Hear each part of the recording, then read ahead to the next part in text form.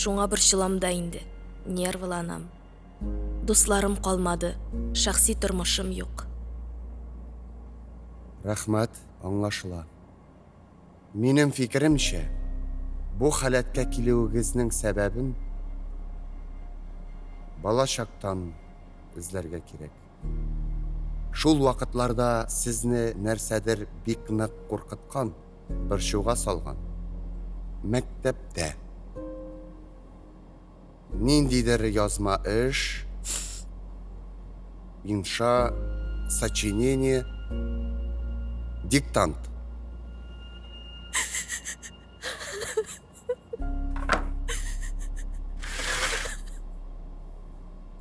Кайгырмагыз. Мин сезгә ничек ярдәм итәргә икәнен беләм. Чынлапмы? Чынлап, сезгә янәдән диктант язарга кирәк.